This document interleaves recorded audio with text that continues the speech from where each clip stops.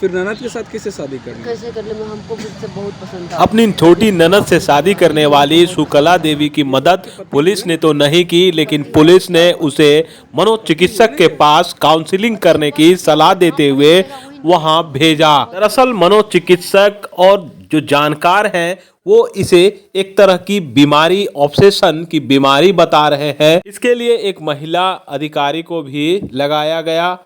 इसका कितना असर सुकला पर होगा ये तो आने वाला वक्त ही बताएगा, लेकिन सुकला की जुबानी ही सुनिए उसके और उसके छोटी ननद की शादी और पूरी प्रेम कहानी किस तरह पनपी और आगे बढ़ी। कैसे सुकन्या के लिए सोनी ने मंगलसूत्र पहनना शुरू कर दिया और सोनी के लिए सुकन्या सर्जरी कराकर मर्द बनने को भी तैयार हो गई थी। मेरा नाम सुकला देवी है, मेरी उम्र 32 साल है। 2013 में मेरी शादी प्रमोद के साथ हुई थी। बाकी लड़कियों की तरह ही मेरी लाइफ में सब ठीक चल रहा था। शादी के 2 साल बाद मुझे एक लड़का हुआ, 1 साल बाद दूसरा लड़का हुआ। मेरे ससुराल में मेरे साथ 18 साल की ननद सोनी देवी रहती थी। हम दोनों एक दूसरे से अपनी सारी बातें शेयर करते थे। धीरे धीरे रिश्ता गहरा होता चला गया। मेरी ननद को लेकर मेरे मन में प्यार पनपने लगा। मैंने एक दिन ननद से कह दिया कि मैं तुमसे प्यार करती हूँ। वह हैरान थी। उसने पूछा, भाभी ये कैसे हो सकता है? हम दोनों लड़की हैं, आपकी शादी हो चुकी है, बच्चे भी हैं, परिवार वाले क्या कहेंगे, समाज क्या कहेगा? मैंने सोनू को समझाया और वो मान गई। इसके बाद हम घर के अंदर पति पत्नी की तरह रहने लगे। सोनी मेरी हर छोटी बड़ी बात का ख्याल रखने लगी। मैं भी उसे एक पति की तरह वो सब देने लगी जिसकी उसे जरूरत थी। मेरे पति दोनों बच्चों के साथ अलग कमरे में सोते, मैं और सोनी पति पत्नी की तरह एक कमरे में सोते। हमारे बीच सब कुछ होता था जैसा कि एक पति और पत्नी के बीच होता है। हम दोनों एक दूसरे को हर चीज से संतुष्ट करते थे। मेरे पति को भी हमारे रिश्ते के बारे में धीरे धीरे शक होने लगा। एक दिन उन्होंने मुझसे पूछ लिया। मैंने साफ साफ कह दिया, मैं सोनी के बिना नहीं रह सकती, उससे प्यार करती हूँ। मेरे पति मुझसे नाराज हो गए। कुछ दिन बातें नहीं की। सोनी ने भी अपने भाई को सुसाइड की धमकी दे दी और उसके बाद वो भी हमारे रिश्ते को मान गए।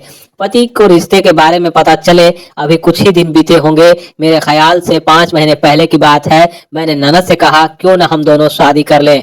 सोनी हैरान थी लेकिन मैंने उसे मना लिया। मैं सोनी के लिए शादी का जोड़ा लेकर आई। हमने मंदिर में शादी कर ली।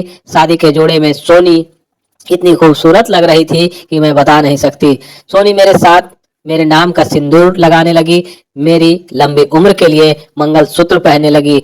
वो दिल से मुझसे अपना पति मानती थी। एक दिन सोनी ने मुझसे कहा, आप अपना नाम लड़कों वाला रख लो, मैं आपको सूरज कहकर बुलाऊं तो कैसा रहेगा? मैंने कहा तुम्हारा जो मन करे।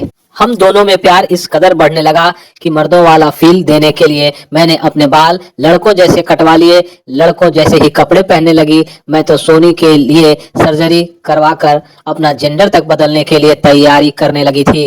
यूट्यूब पर हम जेंडर चेंज करने के तरीके और प्रोसीजर देखने लगे। सर्जरी का तरीका देखकर सोनी डर गई। सोनी ने मुझे रोक लिया, बोली चीड़फाड़ में अगर आपकी जान चली गई तो मैं किसके सहारे जीऊंगी? मेरे लिए सोनी हमेशा पागल सी रहती, मेरे लिए दिन भर सस्ती संवरती रहती। वह हर दिन गाना गाकर सस्ते संवरते वीडियो बनाकर मुझे भेजती। सोनी मुझे लड़कों की तरह स्मार्ट देखना चाहती थी।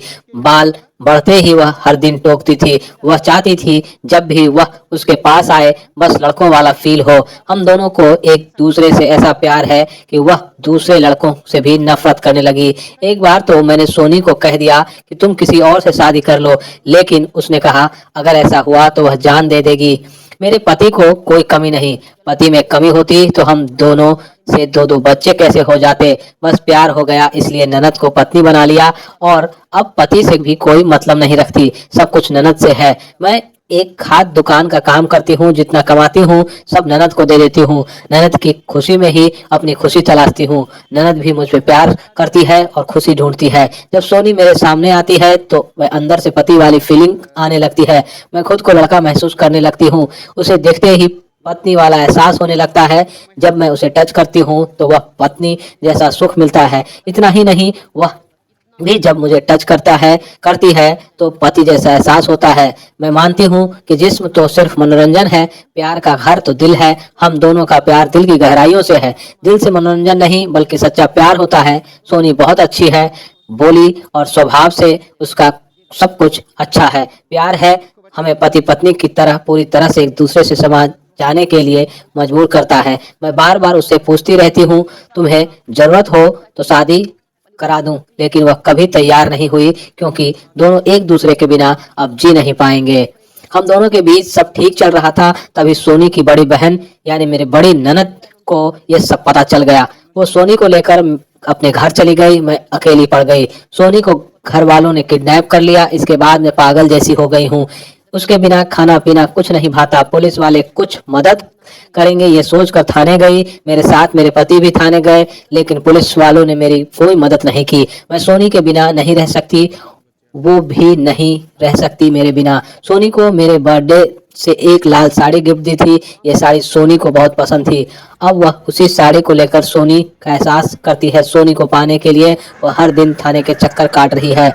मेरा ससुर बहुत गंदा इंसान है, वह बड़ी ननद के साथ मिलकर दोनों को अलग करना चाहता है, इस कारण से सोनी को किडनैप करा लिया है। अब उसका कुछ पता नहीं चल रहा। मेरे सामने उसकी बड़ी बहन सोनी का मुंह दबाकर ले गई, वह काफी परेशान होगी। अगर ऐसा रहा तो वह मर जाएगी। हम दोनों एक साथ रहना चाहते हैं, मेरे पति से भी कोई मतलब नहीं है, बस घर वाले बाधा बने हुए हैं। सोनी के माता पिता उसे भी बहुत दुख देते हैं। पति हुआ तो क्या हुआ? पति हुए ना ये? पति हुआ तो क्या हुआ? जहाँ प्रेम रहेगा वहीं रहेगा। हम उनमें बहुत खुश हैं। हम उनमें बहुत खुश हैं।